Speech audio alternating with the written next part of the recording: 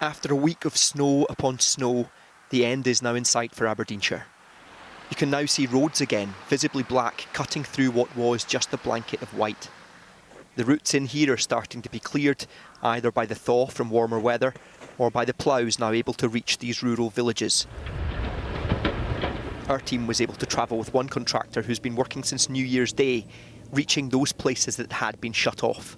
There's been a big cry for help for trying to get communities open again and roads open again, so unless it snows again and gets cooler again, then hopefully that might be it for this year. But there are roads here still inaccessible after almost a week. The let-up in snowfall here in Inch meant the first chance for people to even attempt to get out their driveways. It's a bit lower than it was, it's thawed. Really? It's been thawing since, oh no, that was much higher. It's gradually sinking. In these parts, locals are used to snow and normally come better equipped than most to deal with wintry cold snaps. So there is some frustration and confusion here as to why this year entire communities were left isolated for quite so long.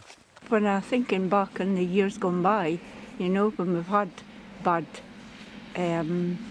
snowfalls, it's changed days, I would say. Changed days. A slower response, less of a response? Less and slower. A lot of the shelves have been empty.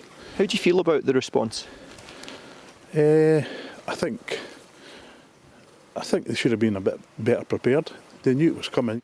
Now this is an exceptionally heavy snowfall even for this part of Scotland in January, and that's down to something called the polar vortex. It's supposed to keep the coldest air trapped inside the Arctic Circle, but when it doesn't function properly, as it hasn't done this year, cold air spills southwards, and that has effectively brought this Arctic scene here to Aberdeenshire.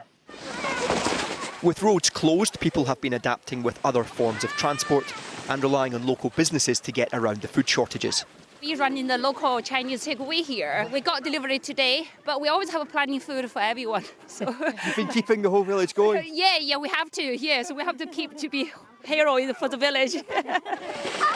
Aberdeenshire schools are likely to remain closed this week. For some, an extended Christmas holiday to remember, with a full thaw and the resumption of some normality expected by the weekend.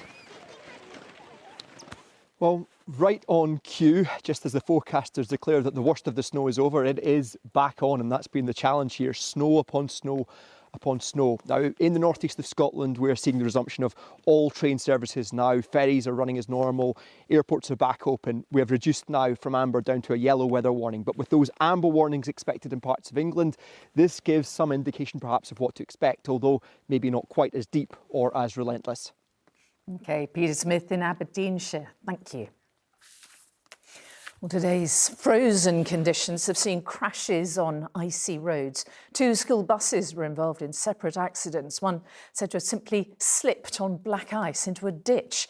And while temperatures have, for many, been above those recorded in recent days, Storm Goretti is expected to bring fresh rain, wind and, yes, snow. Our Midlands correspondent Stacey Foster reports. Simon is preparing his flock for more snowfall. If his sheep can't get to the grass, they need to be fed silage, and the forecast is adding to his workload. We've got the added challenge of ice, frozen water troughs, frozen pipes, and just the trying to get people into work. So I think they've both myself and the lads have been to pick people up from home to get them into work in the mornings. So yeah, as well as the normal day jobs, we've got extras. In Leicestershire, they're preparing for the first big storm of the year to hit tomorrow night. So this is an example of our ploughs. So you can see the frame attachment on the front. That fits straight on the front of the gritter. As the day has progressed, it's become more likely that Storm Goretti will bring a lot of snow here. The forecast is heavy snow for the East Midlands. Are you ready? We're ready if it falls as snow. If it falls as snow, these gritters are out 24/7. The ploughs will be on. If it does fall as rain, we're also ready. We've got a team that can respond to keep the network safe. And there's plenty of grit. There is plenty of salt and grit. But alongside the warnings from the Met Office are similar alerts from the UK Health Security Agency. And whatever falls from the sky over the next few days will impact the emergency response. We've got the cold, we've got the storm, we've got snow and ice. I think the main concern from our perspective is the impact that has on the ability of emergency services to respond. It means that, you know, A&E departments, ambulance call-out times are going to start to increase. A bus full of school children left the road in Kent this morning. Luckily, there were no reported injuries. But the worst of the weather is still to come, with the first named storm of 2026 due to hit tomorrow. Stacey Foster, ITV News. Which is obviously my cue to turn to Alex. So the Storm Goretti, how bad is it going to be and where's it going to hit? It is going to be pretty bad. The warnings are in place at the moment. They could well be updated, upgraded. Who knows? We're keeping a watchful eye on it, but there is going to be disruption as we head into tomorrow. It is going to pack a punch. The storm is going to go through rapid cyclogenesis, so a very deep low, and it's going to pack a punch of rain, snow and also wind. Amber warnings are in place. Let's take a look at how this all started. And, well, it's down to the air mass, that Arctic air, which is over the British Isles at the moment, as we just saw with Peter. And you can see that as we head through the next few days, it stays very blue, very cold, and that means one thing: as precipitation comes through, there's always a chance it will turn on the wintry side. So let's take a look at Storm Goretti and see how it's going to come in off the Atlantic, and that's going to bump into that colder air mass across the UK. You can see the snow falling there across parts of the Midlands and Wales,